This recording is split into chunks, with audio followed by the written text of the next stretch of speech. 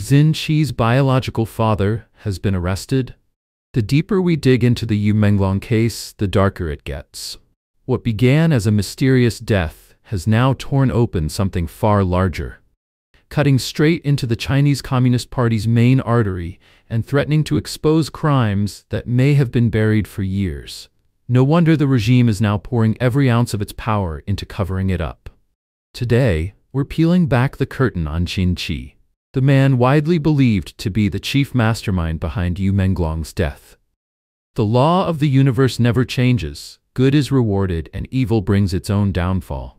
And in this case, karma seems to be catching up with the culprit faster than anyone expected.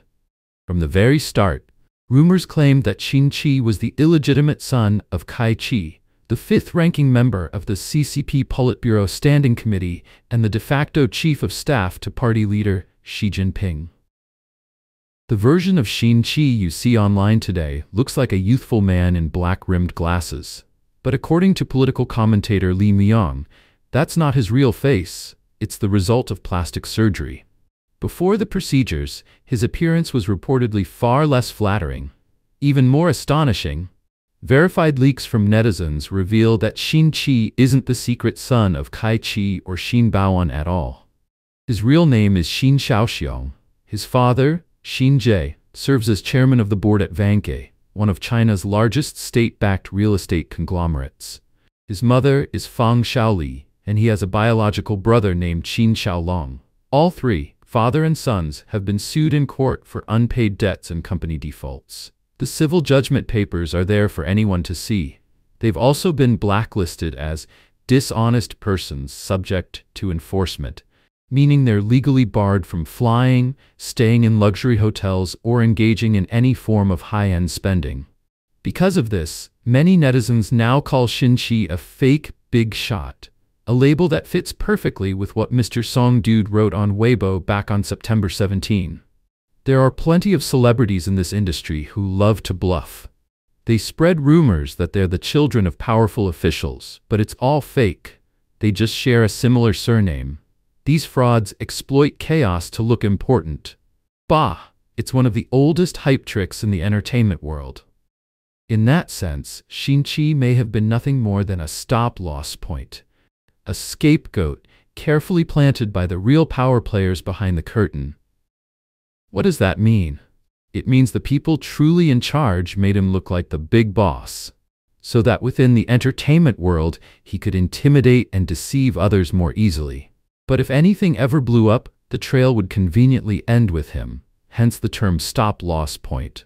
The goal was clear: misdirect the public and protect the true puppet master, someone believed to be Cai Qi, also known as Cai Zhengjun, reportedly the illegitimate son of Cai Qi, the same top CCP official and Xi Jinping's chief of staff. And as we noted in earlier episodes, another strong possibility is Xi Jinping, the younger brother of Xi Jinping himself. There's a mountain of information swirling around this web, but today let's focus on the latest and most telling development: the downfall of Xin Qi's father, Xin Qi. According to commentator Li Peng, Xin Qi has been detained by the Central Commission for Discipline Inspection, CCDI. On October 14th, Vanke released a statement on the Hong Kong Stock Exchange, confirming that it had received Xin Qi's written resignation. This came after Xin Qi was taken away by CCDI investigators in Beijing last month. Now, the company has finally made the situation public. And so, it seems that retribution has arrived, one after another. Why the silence? The shocking dark corporate web behind Yu Menglong's death. Then came another discovery that raised eyebrows. According to screenshots shared by netizens, something strange happened during the filming of the movie Clouds Above the Clouds. On April 17, 2023, Xin Qi, listed as the casting director for the film, reportedly bought 200 cups of milk tea for the film crew. A small detail, but one that's now raising big questions. This film has two producers. One is the red-haired Cheng Qingsong, and the other is Guo Meiqing. Online revelations claim that Guo Meiqing is not just an ordinary producer, she's a producer and director for the People program on CCTV's Time channel, And she also served as the supervising producer for the 44-episode TV drama The Legendary Shopkeeper, which aired on CCTV back in 2014. Data from Cai Qi, a corporate registry platform, reveals that Guo Meiqing is a shareholder of Xinyi Jiaying Xinyi Film and Cultural Development Co. Ltd., where she also serves as the supervisor. But here's where things get bizarre. The company has 5 registered phone numbers. One of them, 1805XXX5290, is linked to 765 companies. Another starts with 13, followed by 9 zeros, 13,000, an obviously fake number. Yet somehow it's linked to a staggering 154,529 companies. How could that even be possible? And yet, the web keeps expanding. Let's turn to Du Qiang, another suspect, and a man long rumored to be a professional hitman hired by Tianyu Media to monitor and control artists from the shadows. According to commentator Li Menglong, his sister Du Yan is also active in the entertainment scene. She once co-founded a company called Yijing Fengsheng Technology Co. Ltd., alongside Gao Yufei, Song Wei, and others. The company has since been dissolved, but records show that Du Yan served as executive director and manager, while Song Wei acted as supervisor. After Song Wei withdrew, Du Qiang stepped in and took over that position himself. And that's just the beginning. Du Qiang also holds supervisory roles in other firms, such as Tianjin Wuqing District Fame Orange Company and Haining Yushengqing Cultural Media Co. Ltd. The legal representative of Fame Orange is Zhou Yizhe, also known as Zhou Pin, the lyricist and composer behind Yu Menglong's haunting song, The Dream Yet to Be Continued. Du Qiang also holds shares in several companies, including Hainan Jinjiang Hongtai Trading Co. Ltd. And here's where the story takes an even stranger turn. The financial director of Hainan Jinjiang Hongtai Trading Co. Ltd. is a woman named Chen Rudan, who uses the email 2606188608@qq.com, an address linked to 305 companies. That's right, she's listed as the financial manager for more than 300 firms. So the question remains, how can one person possibly hold the finance role in over 300 companies at once? Why bring up such specific details? Because they point to the real question. Why has China's entertainment industry stayed almost completely silent about Yu Menglong's torture and murder, while only a handful of brave voices have dared to speak out? The answer is becoming clearer. Nearly everyone is caught in the same massive web of money laundering and corruption. From so-called top directors and celebrity actors to the entertainment companies themselves, no one's hands are clean. The Secret Empire of GUANGGUANG, 677 Firms and Human Organ Crimes. Let's turn our focus to the man at the center of this storm, GUANGGUANG, better known by his alias Li Ming, and the shocking personal revelations that have recently surfaced.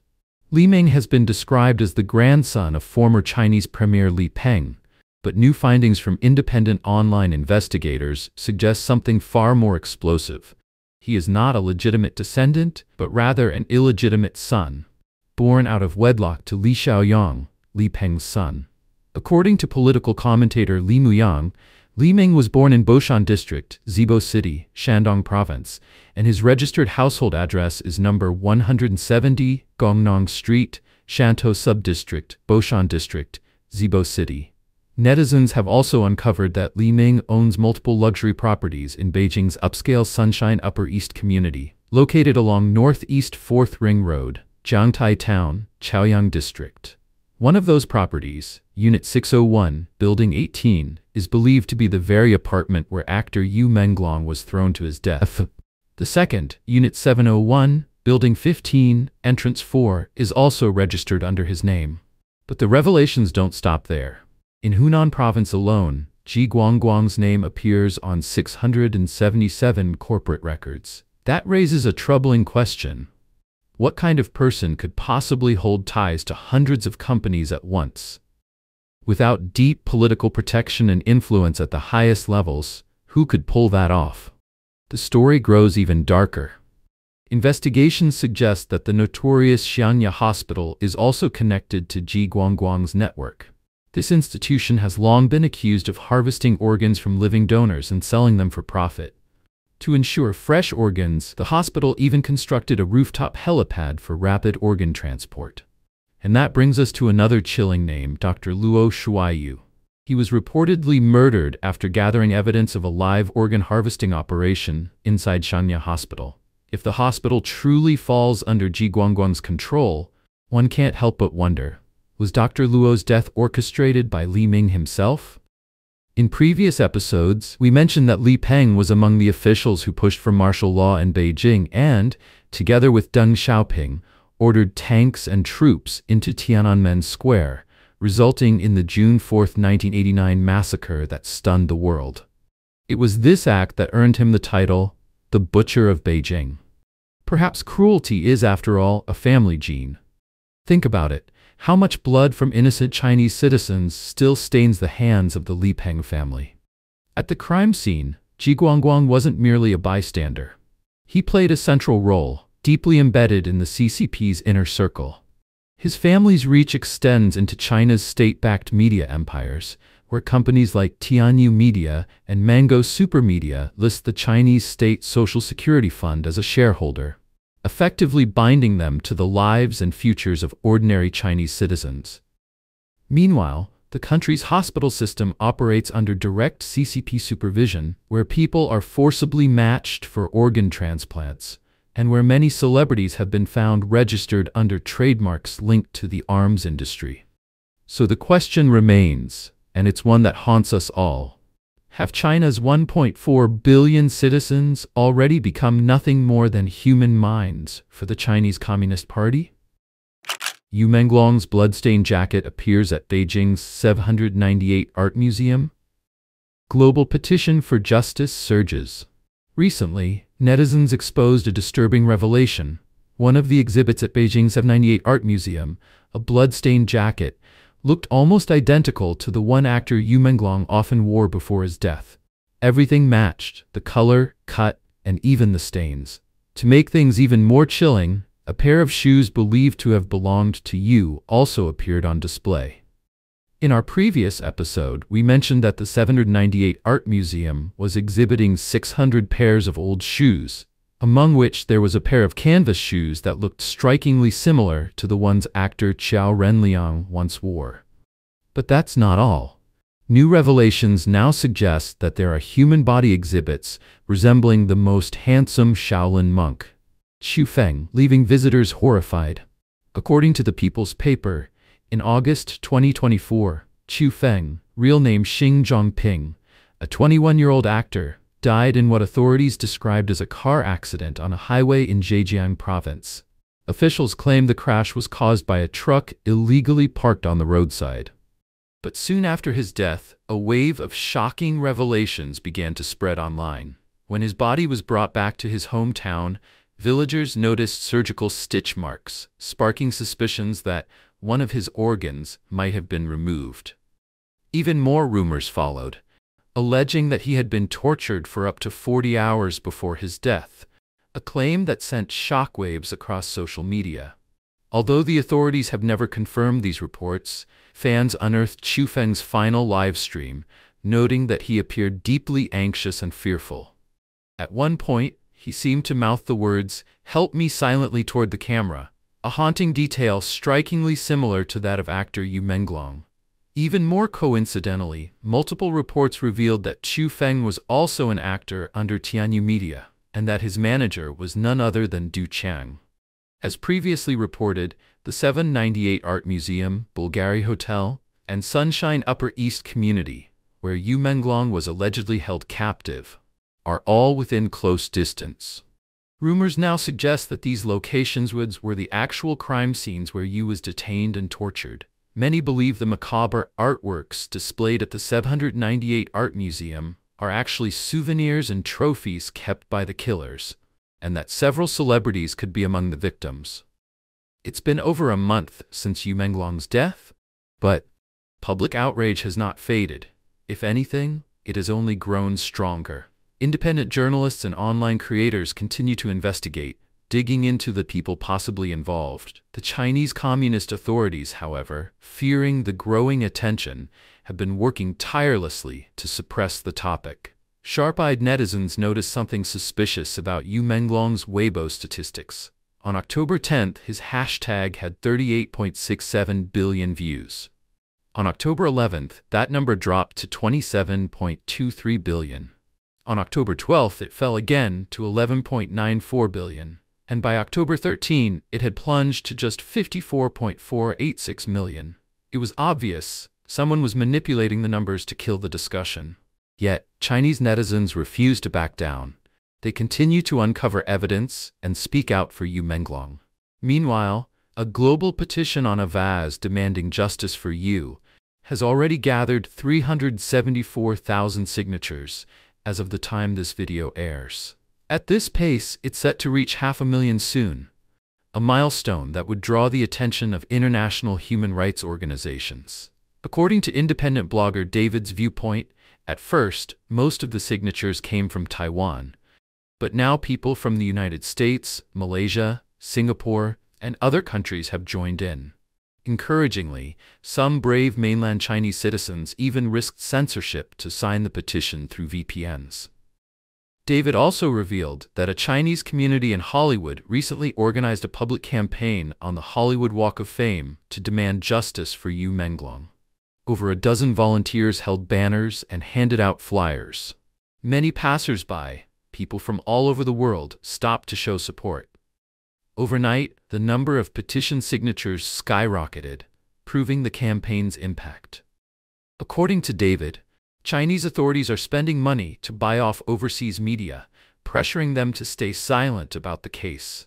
Some online commentators have since gone quiet, no longer daring to report on the topic. He emphasized that these hundreds of thousands of signatures represent the true voice of the people. Once the petition hits 500,000, major outlets like the BBC and Associated Press will have more reason to publish in-depth investigations, putting enormous international pressure on Beijing. At this stage, it's clear that Yu Menglong's death is no longer merely the tragedy of a single artist. It is deeply connected to a vast web of atrocities committed by an entire regime, one that is pouring all its national resources into concealing the truth. Once we understand that truth, we must not look away. Let's spread it, so that justice can be served and so that no one will ever again become another Yu Menglong, Chu Feng, or Qiao Renliang. What do you think? Share your thoughts in the comments. We'd love to hear your perspective. And don't forget to drop this icon in the comments to help us beat the YouTube algorithm. If you found this analysis valuable, please like, share, and subscribe so you don't miss future updates. Thanks for watching. See you next time.